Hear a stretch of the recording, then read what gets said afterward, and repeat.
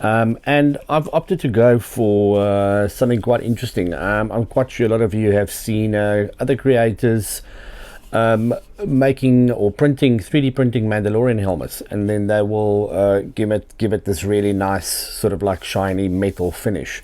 And in many cases, what that actually is something called graphite powder.